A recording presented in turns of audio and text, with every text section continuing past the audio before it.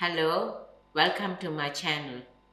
Firstly, I'd like to tell a very big thank you for all the good wishes that I had for Mother's Day, and I also hope you all had a wonderful Mother's Day. Now that Pranesh is back from Durban, he brought me some lovely pawpaws from his aunt and uncle's garden.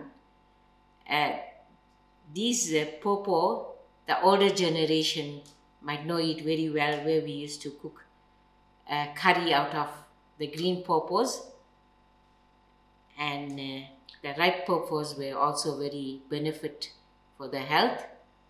But today I am going to show our younger generation how to make green pawpaw curry. As you can see, the pawpaws are nice and green and young.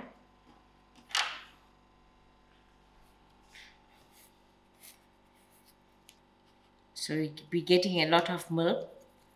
Usually we cut the top part off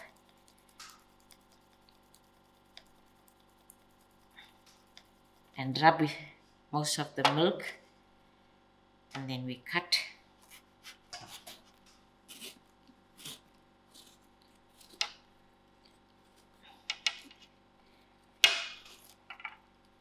So see, inside we get our seeds, which we had to remove them.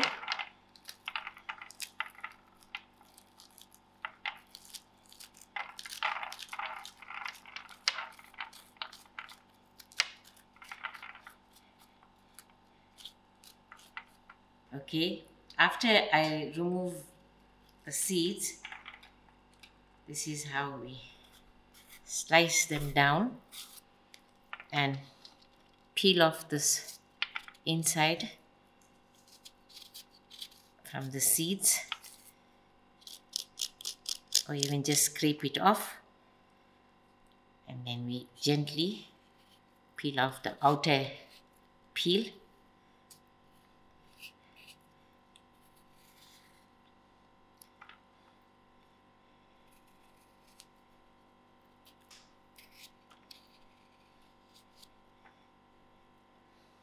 And then we just shoot them.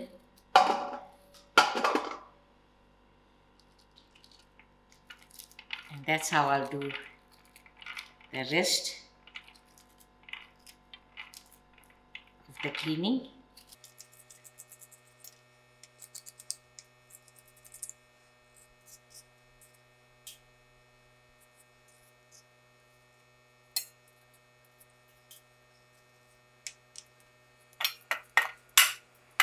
So I'll continue cleaning and I'll show you when I'm done. Here's my pawpaw, which I cleaned and cubed. I caught it resting in the water. Now I'm going to go through my rest of my ingredients, which is I have 1 onion sliced. I'm going to use half a cup of oil.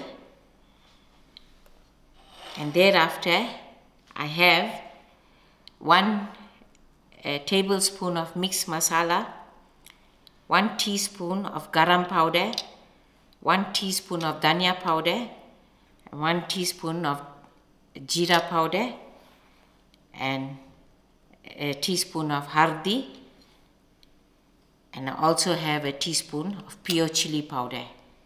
Then I'm using a teaspoon of ginger garlic, a teaspoon of salt to taste. I've got 2 tomatoes that I cut out, and I have curry leaf to braise and dhania to garnish. Now I am ready for the braising.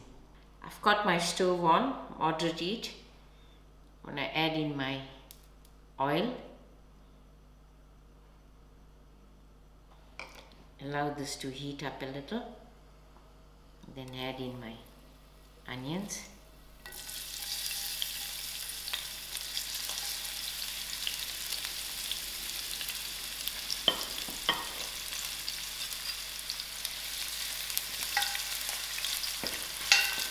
I'll allow my onions to come to a fry.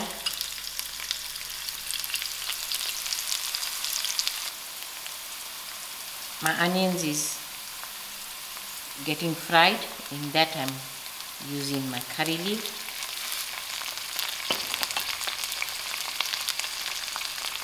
Okay, I forgot to make mention, we also use half a teaspoon of mustard seed. So there's my half a teaspoon of mustard seed and my ginger garlic.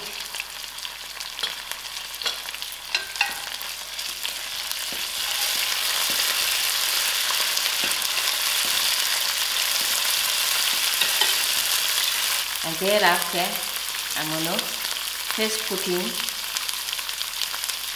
my cubed pawpaw.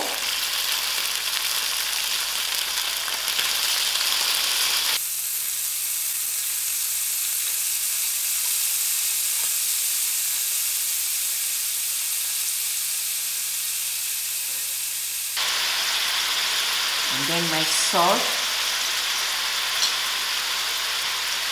I'm going to give this a good mix and allow it to fry for about 10 minutes before adding on my masalas. 15 minutes has passed us and my pawpaw is fried out.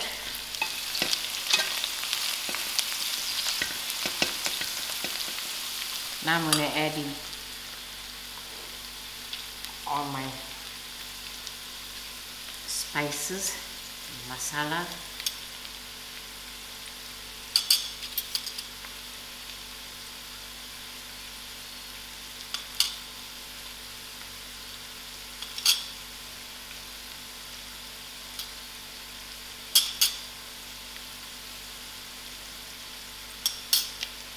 Give this a good mix. Put all the masalas into the pawpaw.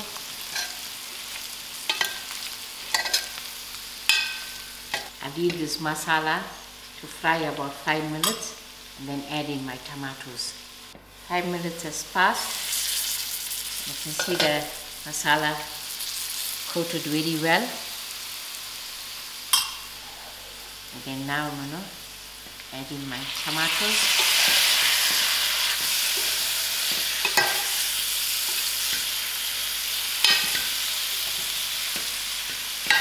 I'll allow these tomatoes to cook out properly.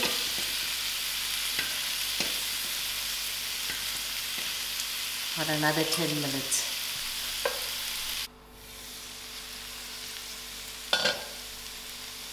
Now my tomatoes are done.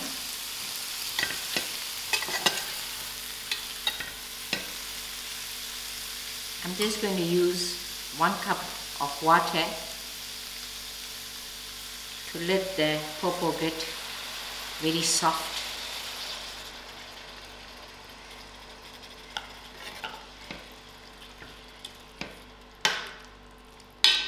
Because this curry has to dry off completely. I'll allow this to boil out for about 15 minutes and I'll keep checking. Another 15 minutes has passed and you can see the curry is now completely done. But for some reason, if your pawpaw don't get soft with your cup of water, you can add on more water. From this very point, tin fish goes very well with the pawpaw curry. So now is the time you can add your tin fish if you like it with tin fish. And you can also fry some crispy dry fish and add it on to this point, or your dry shrooms. It brings out a great flavor out of the pawpaw. And now I am ready to garnish.